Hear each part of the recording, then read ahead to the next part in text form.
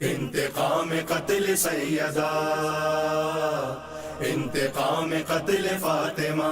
صورت سے آشکار ہے سیرت رسول کی، بے شک صورت سے آشکار ہے سیرت رسول کی، میراث میں ملی ہے کرامت رسول کی، بے شک بے شک باتیں رسول کی تو فصاحت رسول کی، بے شک بے شک تطہیر فاطمہ ہے طہارت رسول بے کی، شک وارث نبی کے علم کی تنہا بطول تھی، بے شک وارث نبی کے علم کی تنہا بے بطول شک تھی، پردہ نشینہ ہوتی تو یہ بھی رسول تھیں، بے شک بے شک۔ السلام علیکم ناظرین، پرائم ٹی وی کینیڈا سے بطول زہرا پروگرام باب عصمت لے کر حاضر ہیں۔ ناظرین چلیے مہمان کی طرف چلتے ہیں۔ بیگم نرجس سردار صاحب، السلام علیکم۔ وعلیکم السلام۔ کیسی ہیں آپ؟ الحمدللہ۔ بہت شکریہ قیمتی وقت نکالنے کے لیے، بہت خوبصورت گفتگو کر رہی ہیں آپ، دل چاہتا ہے سنتے رہیں اور وقت ہمیں پابند کر دیتا ہے کہ پروگرام کا ایک سلاٹ ہوتا ہے۔ اچھا، گفتگو کو آگے بڑھاتے ہیں، پروگرام شروع کرتے ہیں۔ جناب فاطمہ الزہرا سیدۃ النساء العالمین کی شخصیت کے بارے میں اب تک ہم جانیں، ایک بہترین بیٹی، ایک بہترین زوجہ، اور اب ہم آپ سے سوال کریں گے بحیثیت ماں آپ کا کردار۔ بے شک بے شک۔ بحیثیت ماں، بیوی کا کردار کہ پروردگار عالم نے آپ کو ایک بیٹا عطا کیا اور پھر ایک اور بیٹا عطا کیا، یعنی یہ 13 مہینے کا فرق ہے۔ 3 شعبان کو یعنی حضرت امام حسن علیہ السلام 15 رمضان کو پیدا ہوئے اور 3 شعبان کو حضرت امام حسین علیہ السلام پیدا ہوئے۔ ہم دیکھتے ہیں کہ جب ہمارے ہاں بچے ایسے پے بہ پے ہوتے ہیں تو ہم ایسا سمجھتے ہیں کہ ہم مشکل میں آ گئے۔ وہاں ایسا محسوس ہو رہا ہے جیسے کہ پے بہ پے بیوی کے باغ میں پھول کھل رہے ہیں۔ میں خواتین کو ضرور یہ بتانا چاہتی ہوں، اور ان بچوں کو جو نئی نئی اماں بنی ہیں، تمہیں ایک بہت بڑا مرتبہ عطا ہوا ہے۔ پیغمبر نے فرمایا کہ فاطمہ اور جنت کی عورتوں کی سردار ہیں، ان کے صدقے میں ہم سب ماؤں کو کے قدموں تلے جنت آ گئی۔ واہ، ورنہ ہمارا جنت سے کیا واسطہ تھا؟ ہاں صحیح بات۔ عورت کے لیے تو مولویوں نے بھی کہا کہ عورت جنت دوزخ کا کنڈا ہے اور عورتیں سب سے زیادہ دوزخ میں موجود ہوں گی۔ ارے جو لے جانے والا کون ہے دوزخ میں عورتوں کو؟ یہ بھی تو دیکھ لو کہ یہاں پہ جو لیڈنگ پرسنالٹی ہے وہ کون ہے، وہ بھی تو ہاں، یہ بات بالکل ٹھیک ہے۔ مگر آپ یہ دیکھیں کہ کتنے ہزاروں سال سے تو عورتوں کو علم سے ہی نہیں نوازا جا رہا، یہ بہت بڑا بالکل علم سے ہی دوری رکھی جا بالکل۔ رہی، مگر پیغمبر نے اپنی بیٹی کو، اپنے نواسی نواسوں کو علم سے دور نہیں رکھا۔ وہ قرآن جب بتاتے ہیں تو وہیں بھی کا حجرہ ہے، ساری آواز وہیں جاتی ہے، اور پہلی جو رازدار ہے وحی کی تو وہ تو بی بی کی ماں ہے، اور بی بی کے پاس آتی ہے وحی، تو بی بی کو تو علم عطا کیا پورے طور پہ، اور ماں کا پڑھا لکھا ہونا کتنا ضروری ہے یہ تو ہمیں پیغمبر نے بتا دیا کہ ماں جیسی ہوگی ویسی ہی اولاد ہوگی۔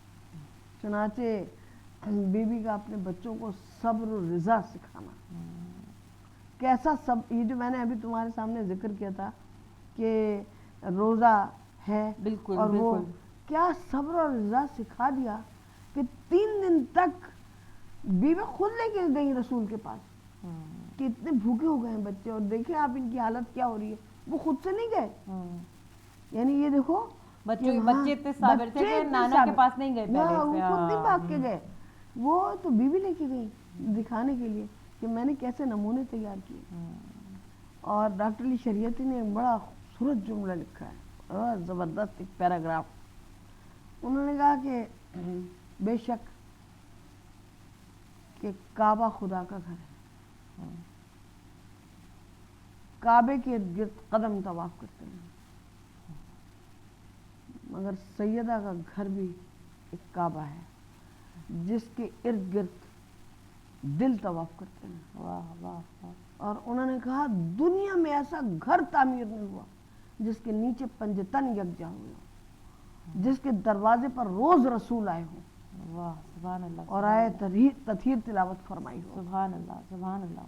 تو ایسا گھر بی کر نے بنایا جس گھر کی مثال دنیا میں نہیں ملتی۔ وہ ایک چھوٹا سا گھر ہے اس کے اوپر ٹاٹ کا معمولی پردہ پڑا ہوا ہے، اس میں کوئی زندگی کی ایسی لہر بہر ہمیں نظر نہیں آتی، یعنی نہ وہاں کوئی برانڈیڈ کپڑے ہیں، نہ وہاں کوئی فرنیچر ہے، نہ وہاں کوئی یہ سب کچھ ہے، لیکن اس سے زیادہ باعزت گھر کوئی دنیا میں نہیں پیدا ہوا آج تک۔ کوئی ایسی چھت بنے گی نہیں جس چھت کے نیچے محمد مصطفیٰ آ جائیں، کوئی ایسی چھت بنے گی نہیں جس کے نیچے فاطمہ زہرا ہوں، علی مرتضیٰ ہوں۔ یہ جو آیت تطہیر ہم پڑھتے ہیں اور ہم یہ حدیث قصہ پڑھتے ہیں، یہ تو جیسے گویا بیوی نے ایک دریچہ ہٹا دیا، اپنے گھر کا ایک دریچہ کھول دیا کہ دیکھو آیتیں ایسے نازل ہوتی ہیں۔ واہ واہ واہ سبحان اللہ۔ یہ حسن ہے، یہ ہر طرح صبر کر کے آپ کے دین کو مضبوط کریں گے۔ یہ حسین ہے، یہ 6 مہینے کے بچے کو لا کے اب جب ان کی ماں کو ان کا لاشا دیں گے تو یہ کیا کہیں گے؟ یہ کہیں گے رضن بقضائہ تسلیما لامرہ انا للہ و انا الیہ راجعون۔ دنیا میں ایسے بچے کس نے بنائے، ایسی ہمتیں کون ماں سکھا سکتی تھی سوا رسول کی بیٹی کے؟ صحیح، کون اتنا علم عطا کر سکتا تھا ان بچوں کو کہ جیسا علم ان بچوں کو بیوی نے سکھا دیا کہ وہ ہو گئے جو وارثان وہی ہے۔ بیوی نے پرورش کیے یہ بچے، انہوں نے اپنی بیٹیوں کو بھی وہ اعتماد، وہ یقین اور وہ یقین عطا کیا ہے۔ وہ حضرت زینب ہے کہ جب دنیا سے بیوی رخصت ہوئی ہیں تو حضرت زینب کی کوئی زیادہ عمر تھوڑی ہے، 4 سال کی، 2 سال کی حضرت ام کلثوم۔ جن بچوں کے ماں باپ بچپن میں مر جاتے ہیں وہ تو بڑے بے اعتماد سے ہو جاتے ہیں۔ آپ یہ بات کر رہی ہیں کہ بچپن میں مر جاتے ہیں، ماں ہماری جس وقت گئی ہے ہم تو اس وقت شادی کر کے گئی ہیں، لیکن ابھی بھی ایسا لگتا ہے کہ خالی ہے، خالی بے شک، مڑ کے دیکھیں تو کوئی نہیں ہے پیچھے۔ ہاں بالکل ایسا ہی ہے۔ وہ تو بہت کم سن تھی، لیکن بی بی ایک جوڑا تیار کر رہی تھی، پورے سائز کا جوڑا، ایک مرد کا جوڑا تیار کر رہی تھی، اور بی بی سے اور بار بار درود پڑھتی جاتی تھی جتنی دیر وہ تیار کر رہی تھی، سی رہی تھی، اور درود پڑھتی جاتی تھی اور تھوڑی تھوڑی دیر کے بعد نماز پڑھتی جاتی۔ پھر وہ جوڑا جو جناب زینب کو عطا کیا تو کیا کہہ کے عطا کیا کہ جب حسین شہادت کے لیے جائیں تو یہ لباس تم انہیں دے دینا۔ دیکھو یہ چیز ایک بچے پہ کیا اثر کرتی ہے، کیا کرے گی اثر، کہ ان کی کیا ذمہ داری ہے، ان کو ذمہ دار بنانا۔ پھر وہ کتنی ذمہ دار ہوئی، وہ کتنی ذمہ دار ہوئی، وہ اتنی ذمہ دار ہوئی کہ وہ پورے کربلا کی ذمہ دار ہوئی۔ وہ کوئی ایسی بیٹی نہیں ہوئی، کربلا کا سفر جب جا رہے تھے، یعنی کربلا سے جب کربلا کے لیے روانگی ہوئی اور مدینے میں ولید نے امام حسین کو بلایا تو امام نے کیا فرمایا کہ جاؤ زینب کو بلا لاؤ، وہیں تو رہتی تھی، زینب کو بلا لاؤ۔ اور ان کا امام ہے، امام وقت ہیں، دیکھو امام وقت تو پوری کائنات کا ذمہ دار ہوتا ہے۔ اس دنیا میں امام وقت وہاں سے وصول کرتا ہے امر اللہ کا اور کائنات کے اوپر نافذ کرتا ہے۔ سورہ قدم میں پروردگار ارشاد فرماتا ہے کہ رات بھر فرشتے اور ملائکہ اور روح نازل ہوتے رہتے ہیں اور اللہ کا امر یعنی لے کے آتے ہیں، تو کوئی نہ کوئی تو ہے جو وصول کرتا ہے، وہ امام زمانہ ہوتا ہے، وہ امام عصر ہوتا ہے، وہ اس فریکوینسی پہ ہوتا ہے کہ وہ اس امر کو اللہ کے وصول کر رہا ہوتا ہے اور پھر وہ کائنات کے اوپر نافذ کرتا ہے۔ تو امام حسین علیہ السلام اس وقت وہ امام عصر ہیں، امام زمانہ ہیں، مگر کیا درجہ جناب زینب کا ہے کہ فرماتے ہیں جاؤ علی اکبر پھوپھی کو بلا لاؤ اور بی بی کا تشریف لانا، اور امام کا ان سے مشورہ طلب کرنا۔ کتنا اعتماد دیتا ہے نا، بالکل بالکل، دیکھو کتنا بھروسہ دیتا ہے آدمی کو، کتنا اعتماد بی بی کو دے رہے ہیں کہ میں امام وقت، میں تمہارا بڑا بھائی، میں تم سے پوچھ رہا ہوں کہ مجھے اس وقت کیا کرنا چاہیے. یہاں عورت کا مقام بھی بتا رہے ہیں, مقام بھی بتا رہے جو ہیں, ہمارے یہاں بہنوں کی جو ڈی گریڈ کر دیتے ہیں عورت کو کہ اس سے رائے نہیں لی جائے گی, اس کی رائے کی کوئی اہمیت نہیں. ارے بیٹے بڑے ہو جاتے ہیں, اماں کتنی بھی پڑھی لکھی ہو تو وہ کہتے ہیں امی آپ کو کیا پتا, ارے بھائی میں تم سے زیادہ پڑھی لکھی ہوں اور ماں ہوں, بالکل, وہ کہتے ہیں آپ کو کیا پتا. صحیح, مگر وہاں وہ بہن کو بلا رہے ہیں اور ان سے پوچھ رہے ہیں کہ کتنا نازک وقت ہے, حکومت وقت ہے, خلاف ہے, بیعت طلب کر رہے ہیں اور سوال بہن سے کر رہے ہیں کہ بہن تم مشورہ دو کہ مجھے کیا کرنا چاہیے. اور بیوی بتا رہی ہیں کہ بس میرا مشورہ اتنا ہے کہ تنہا نہ جائیے گا, ویسے جو مناسب سمجھے کریں, لیکن سب کو ساتھ لے کے جائیے گا. ہاں سب کو سب بنی ہاشم, اس وقت بھرا تھا گھر, بیوی کا گھر بھرا ہوا تھا جوانوں سے, سب جوانوں کو امام ساتھ لے کے گئے. تو جناب سیدہ نے وہ تربیت فرمائی بیٹیوں کی, جاتے جاتے بھی تربیت کر رہی ہیں, دنیا سے رخصت ہو رہی ہیں, وہ دنیا کے بارے میں کوئی بات نہیں بتا رہی کہ دیکھو کھانا یوں کھا لینا, دیکھو یہ کر دینا, یہ سب نہیں کر رہی. وہ تو ایک لباس دے رہی ہیں انہیں کیسے تیار کر رہی ہیں اور وہ کیسے تیار ہو رہی ہیں, یہ بھی بات اپنی جگہ ہے کہ وہ کیسے تیار ہو گئی. یہاں پر میں یہ بولوں گی کہ بیوی جو ہے نا وہ سب سے بڑی چیز یہ بتا رہی ہے, جو میسج ہمارے لیے ہے وہ یہ ہے کہ پینک نہیں کرنا. نہیں, پینک نہیں ہے کہیں بھی. اتنا بڑا واقعہ کربلا ہو رہا ہے, مارکہ کربلا ہو رہا ہے, مگر جناب زینب پینک نہیں ہے. پینک نہیں ہے. اور ہمارے یہاں سب سے پہلے ہم پینک ہو جاتے ہیں, اور ہم مردوں کے اوپر ایک طرح کا بوجھ ڈالنا شروع کر دیتے ہیں, ارے میں کیا کروں, ارے وہ کیا بتائے کہ کیا کروں. بالکل, مطلب ہمیں یہ بھی سمجھ میں نہیں آتا کہ ہمیں کیا کرنا ہے, اور ہمیں کچھ بھی نہیں کرنا ہے. ہمیں تو اس کی رضا میں راضی ہونا پڑتا ہے. ہم ہوتے نہیں ہیں لیکن ہمیں ہونا پڑتا ہے. مجبوری تو ہے, صبر تو تم کرو گے, مگر اگر اسے اللہ کی رضا جان کے کرو تو باعث موجب ثواب ہوگا, اور اگر اسے اللہ کی رضا نہ جان کے کرو تو وہ مجبوری ہوگی, اس کا کوئی اجر اور کوئی ثواب نہیں ہوگا. تو بیوی نے ایسے انہیں اتنا زیادہ اعتماد دیا, انہیں اتنا بہادر اور اتنا شجاع بنایا, اتنا طاقتور بنایا کہ جب وہ دیکھو کچھ موتی ایسے ہوتے ہیں کہ جو اندھیرے میں چمکتے ہیں, روشنی میں نہیں چمکتے. جناب زینب کا کردار جیسا کربلا میں اور حضرت ام کلثوم کا کردار چمکا ہے, ویسا اس سے پہلے مدینے میں ہمیں اتنا زیادہ نظر نہیں آیا نا. ویسے تو کوفے جب امام حضرت علی علیہ السلام لے گئے تھے بیویوں کو, تو وہاں آپ نے ایک مدرسہ قائم کیا تھا کہ جہاں بیوی بیٹھ کے درس دیتی تھیں عورتوں کو فقہ کا اور قرآن کا. تو اسی لیے عورتیں پہچان گئیں. جب وہ آپ گئی داخل ہوئی کوفے میں تو عورتوں نے سوال کیا کہ تم کون ہو, یعنی وہ تو بے شک رنگ روپ تو بدل گیا تھا, اتنا بڑا واقعہ ہو گیا. وہ لباس پہ جو جا بجا شہیدوں کا خون لگا ہوا تھا, وہ ڈاکٹر علی شریعتی نے لکھا ہے کہ آپ کے لباس سے شہیدوں کے خون کے گلابوں کی خوشبو آ رہی ہے. مگر وہ نقش و نگار تو ختم نہیں ہو گئے تھے, تو وہ بیویوں کو پہچان گئی, کیونکہ وہ روز ان سے درس لینے کے لیے جاتی تھی, وہ روز انہیں پڑھانے کے لیے جاتی تھی. وہ مدرسے میں وہ عورتیں بھی ان سے پڑھنے کے لیے آتی تھی, درس لینے کے لیے آتی تھی. چنانچہ عورتیں پہچان گئیں, لوگ پہچان گئے, کہا یہ زینب ہے, یہ ام کلثوم ہے. اور بیوی کی شجاعت کس درجے کی کہ جب کربلا کے میدان میں حضرت امام حسین علیہ السلام کا سر تن سے جدا کر دیا. میں بھی بھائیوں والی بہن, میرے بھائی دنیا سے رخصت, یقین مانو ان کا ذکر بھی آتا ہے تو مدتوں ہاتھ پیر نہیں اٹھتے. ایسا ہے, بالکل ایسی نقاہت ہو جاتی ہے, بات کرنے کو جی نہیں چاہتا, نارمل زندگی میں آتے آتے وقت لگ جاتا ہے.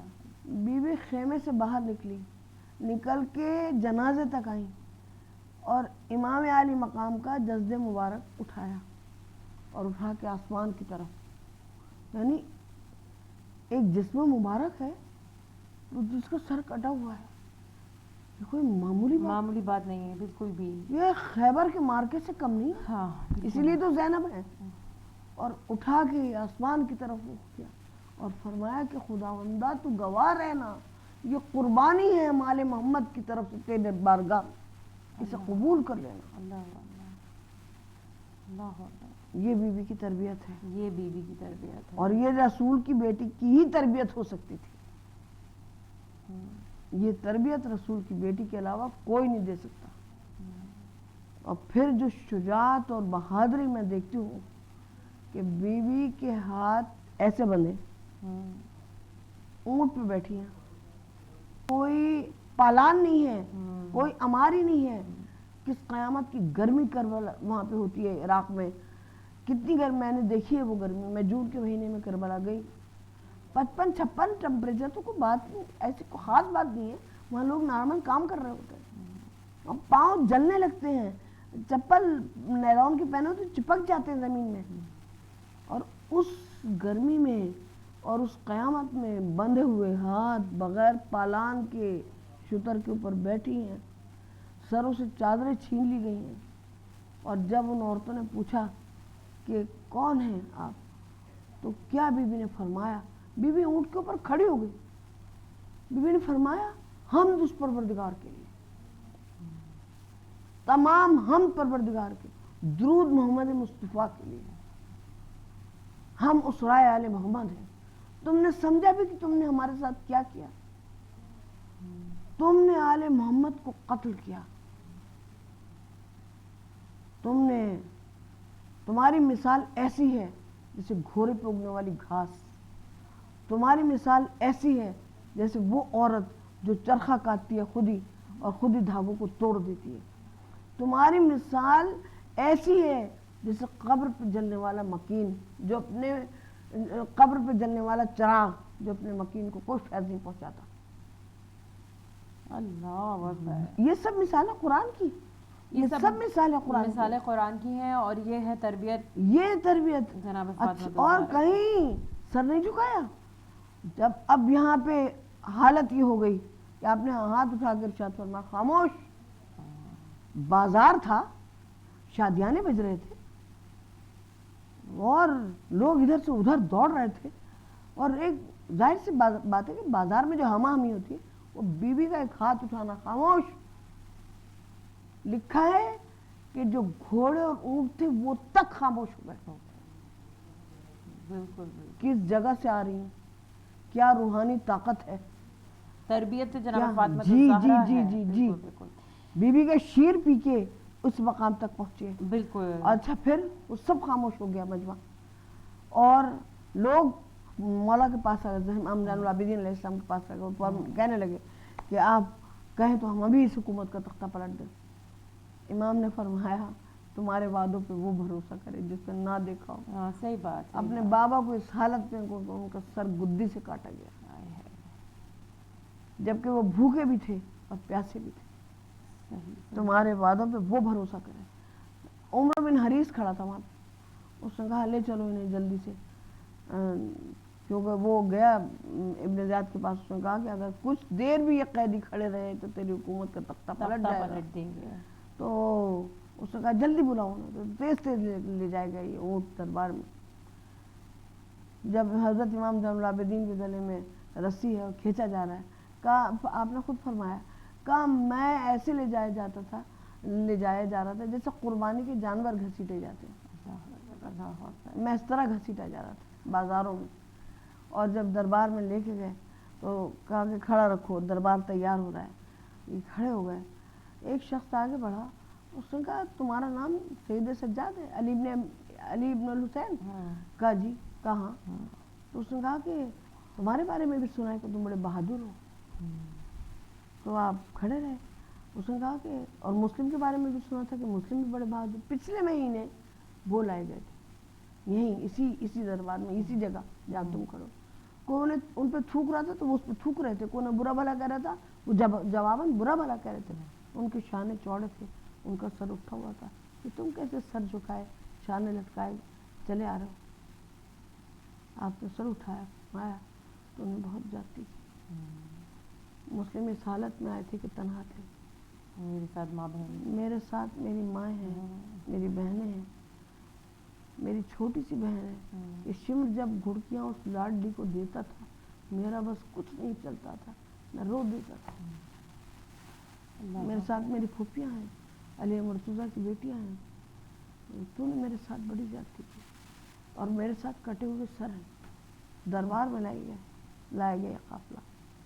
ابن زیاد کرسی پہ چڑھا بیٹھا, منبر پہ بیٹھا ہے, سامنے تلا میں امام علی مقام کا سر مبارک, ہاتھ میں چھڑی اس کے, وہ ہونٹوں پہ مارتا جا رہا ہے. اس نے کہا دیکھا تمہارا جھوٹ کھل گیا. اللہ اکبر. اب یہاں بی بی کی تربیت نظر آتی ہے. تمہارا جھوٹ کیا جھوٹ ہے؟ رسالت جھوٹ ہے, نبوت جھوٹ ہے, فرشتے کا آنا جھوٹ ہے. یہ اس مقام پہ وہ فاطمہ زہرا کی تربیت ہمیں نظر آئے گی کہ وہ دین کی حفاظت کیسے کرتی ہیں. وہ بی بی نے ارشاد فرمایا, آپ نے فرمایا شکر, اور اس نے کہا دیکھا تمہارے ساتھ خدا نے کیا کیا. فرمایا شکر اس خدا کا کہ جس نے ہمیں ہمارے گھر کو رسالت کی زینت سے سرفراز فرمایا. ہمارے گھر میں فرشتے آئے, ہمیں ایسا پاک و پاکیزہ قرار دیا جیسے کہ پاک و پاکیزہ قرار دینے کا حق ہے. وہ کہنے لگا کہ میرا دل خوش, تم نے دیکھا تمہارے بھائی کے ساتھ خدا نے کیا کیا. تو اب ذرا یہ اعتماد, یہ یقین, یہ اللہ کے اوپر بھروسہ دیکھو. تو انہوں نے کیا کہا, انہوں نے فرمایا میں نے تو ان کے ساتھ اچھا ہی اچھا دیکھا. وہ خاصان خدا وہ تھے بالکل بالکل کہ جو انہوں نے زندگی سعادت کے ساتھ اور موت شہادت کے ساتھ پائی. اچھا, بی بی فاطمہ الزہرا کی شہادت سے ریلیٹڈ. بے شک کہ بیوی کی شہادت تو ہوا ہے. کبھی کبھی ایسا ہوتا ہے کہ بیٹیاں باپ کے ساتھ مر جاتی ہیں. ایسا ہے, بی بی کے پاس تو بابا کے علاوہ کچھ تھا ہی نہیں. بالکل, کوئی بہن سگی نہیں ہے, کوئی بھائی نہیں ہے, کوئی چچا نہیں ہے, کوئی ماموں نہیں ہے, کوئی خالہ نہیں ہے. یعنی اس معاملے میں تو بیوی بہت تحت ہے. سب کچھ جو تھا وہ محمد مصطفیٰ تھے, کل خزانہ محمد مصطفیٰ. وہ جب دنیا سے جا رہے تھے بی بی کے زانوں پہ سر رکھا تھا. کچھ پتہ نہیں بچے کہاں ہیں, گھر کہاں ہے, کیا ہے, یہ دنیا سے جا رہے ہیں جو سب کچھ. اللہ اکبر.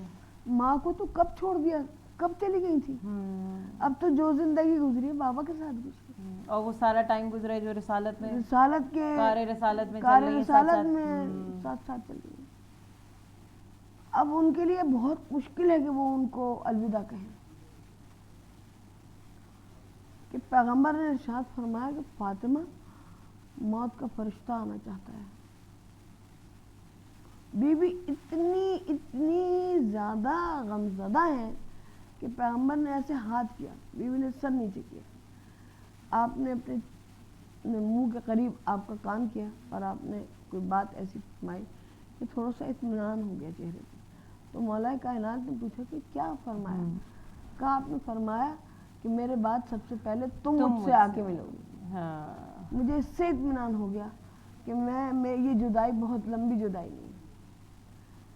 پھر پیغمبر نے فرمایا کہ فاطمہ فرشتہ آنا چاہتا ہے. موت کا فرشتہ بھی کہیں پوچھ کے آیا ہے, لیکن یہ درجہ فاطمہ زہرا کا ہے. واہ واہ واہ. فرماتے ہیں تم اندر چلے جاؤ.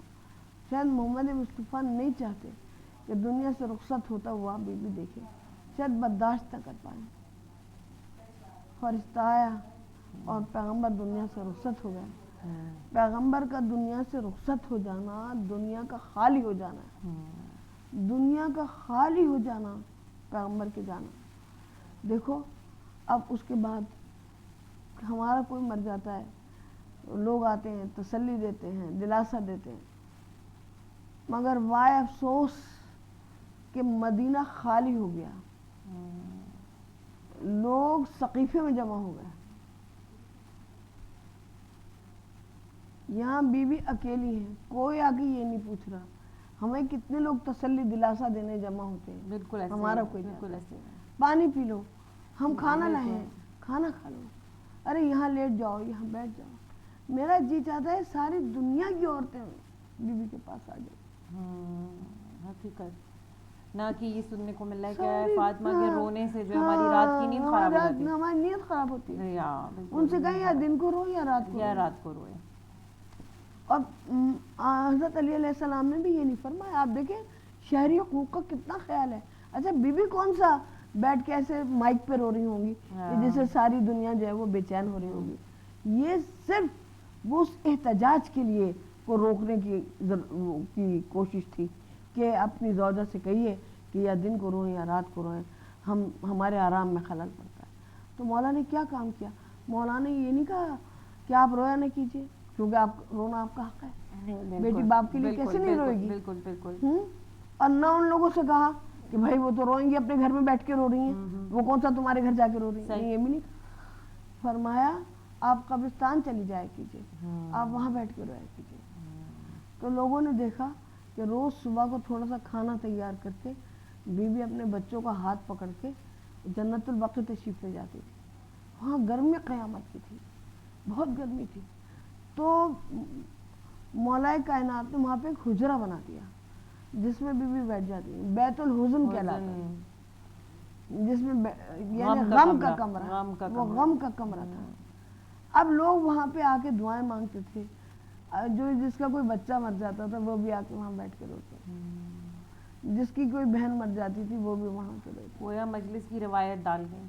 ہاں, امام بارگاہ اور مجلس کی روایت بیت الحزن. بیت الحزن یہ 400-500 سال پہلے اس کو وہ کیا گیا, منہدم کیا گیا, اس کا نشان بھی مٹایا گیا. یہ دیکھو یہ نشانیاں بھی مٹانا اہل بیت کی, یعنی جہاں محمد مصطفیٰ کی بیٹی محمد مصطفیٰ کو رو رہی تھی, وہ کسی اور کو نہیں رو رہی تھی, ارے وہ دنیا کے رسول کو رو رہی تھی, وہ اللہ کے محبوب کو رو رہی تھی. بالکل بالکل بالکل. اور بیوی شام کو واپس آتی تھی اور آ کے اس قبر کے اوپر بیٹھ جاتی تھی رسول کی, اور ایسے اس مٹی کو اٹھاتی تھی.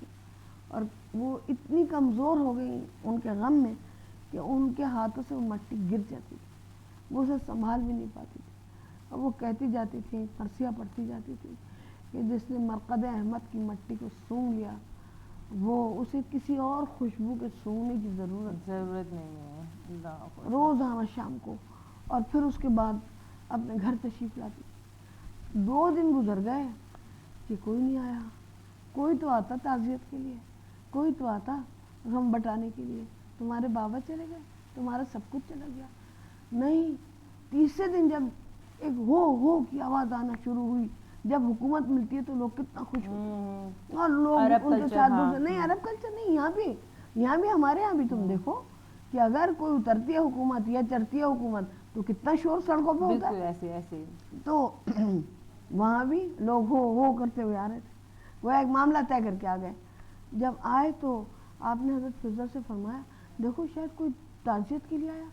بی بی نے کھڑکی سے جھانکا تو بی بی نے فرمایا نہیں بی بی, یہ تعزیت کرنے والے لوگ نہیں لگتے, یہ پرسہ دینے والے لوگ نہیں لگتے, یہ تو گھر جلانے والے لوگ لگ رہے. اب مسجد میں لوگ آ گئے, مسجد بھر گئی لوگوں سے. جب مسجد بھر گئی تو کہا ان لوگوں کو بھی بلاؤ جنہوں نے بیعت نہیں کی. اور سب سے پہلے حضرت علی کا نام آیا, اس خاندان کا نام آیا. لوگ دروازے پہ جمع ہو گئے, اور جب دروازے پہ جمع ہوئے کہا کہ فاطمہ ان لوگوں کو باہر نکالو کہ جنہوں نے بیعت نہیں کی, انہیں باہر نکالو. وہ اچھا بی بی دروازے پہ کیوں کھڑی ہے, تم یہ بتاؤ مجھے کہ وہ کیا انہیں اندازہ نہیں ہو رہا کہ جو لوگ باہر کھڑے ہیں وہ اس دروازے کو گرا دیں گے, وہ علی کو ہر صورت باہر نکالیں گے. چنانچہ بیوی کیوں کھڑی ہے, بیوی کو یا مولا علی کو یہ یقین دلا رہی ہے کہ دنیا نے آپ کا ساتھ چھوڑ دیا. دنیا نے کیسے ساتھ چھوڑا کہ جب پیغمبر دنیا سے رخصت ہو گئے اور مولا کائنات ان کی تدفین کے بعد باہر نکلے تو حضرت سلمان فارسی نے آ کے فرمایا, آپ نے فرمایا فاطمہ آپ کو معلوم ہوا کہ لوگوں نے علی کو سلام کرنا چھوڑ دیا ہے. تو آپ نے پوچھا ہے ابو الحسن کیا لوگوں نے آپ کو سلام کرنا چھوڑ دیا ہے؟ آپ نے فرمایا نہ صرف سلام کرنا چھوڑ دیا ہے بلکہ جب میں انہیں سلام کرتا ہوں تو لوگوں نے جواب دینا چھوڑ دیا ہے. بڑا ظلم ہے. تو بی بی دروازے کے پاس اس لیے کھڑی ہیں کہ دنیا نے آپ کا ساتھ چھوڑ دیا مگر محمد کی بیٹی نے آپ کا ساتھ نہیں چھوڑا. آپ پریشان نہ ہوں, میں آپ کے ساتھ ہوں. وہ دروازہ کوئی بہت بڑا مضبوط دروازہ, کوئی شیشم کی لکڑی کا دروازہ, معمولی سے دروازہ تھا. کہا آگ لاؤ کہ اگر یہ لوگ باہر نہ نکلے اور انہیں بیعت نہ کی تو میں اس دروازے کو آگ لگا دوں گا.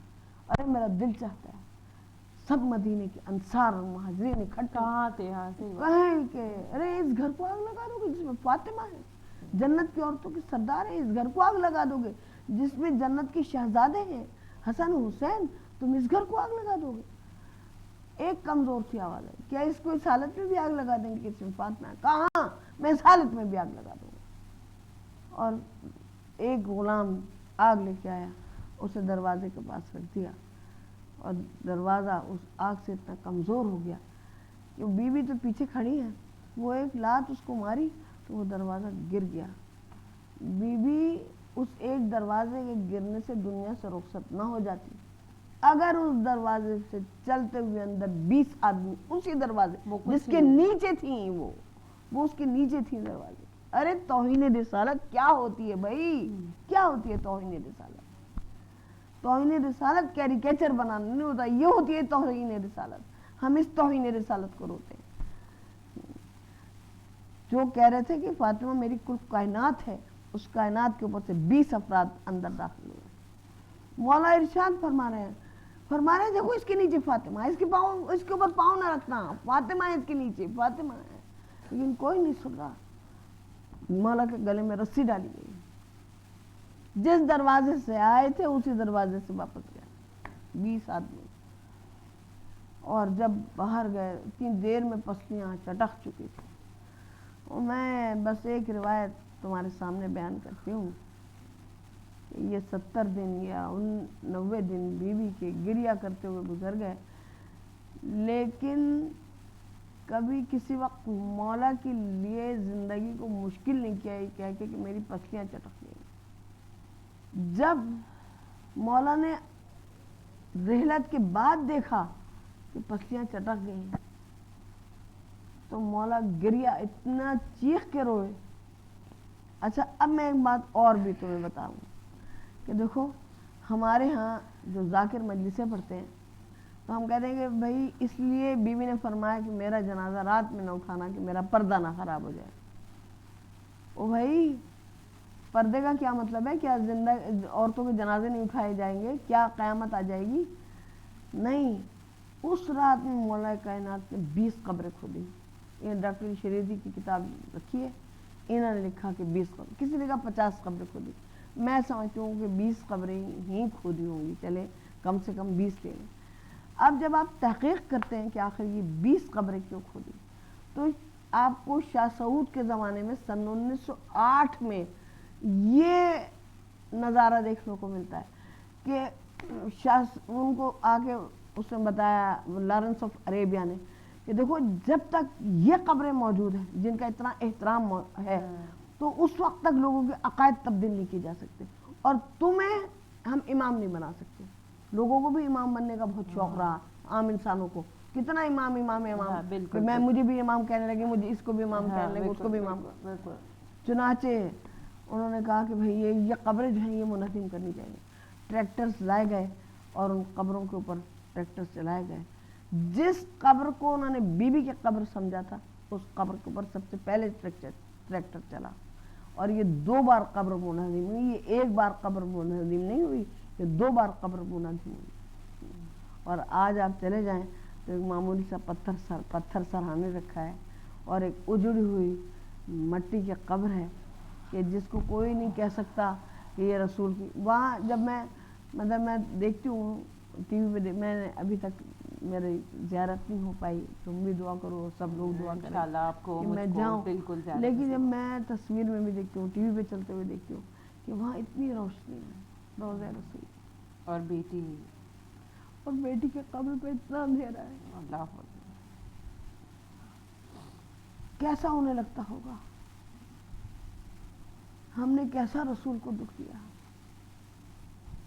جو بار بار ارشاد فرماتے جس سے مجھے دکھ دیا، جیسے فاطمہ کو دکھ دیا اس نے مجھے دکھ دیا، جس سے مجھے دکھ دیا اس نے خدا کو دکھ دیا، خدا کو دکھ دیا۔ اسی کے ساتھ ہی ناظرین باب عصمت اپنے اختتام کو پہنچا۔ آپ سب سے اجازت چاہتے ہیں قائم ٹی وی کینیڈا سے بطول زہرا۔ اللہ حافظ۔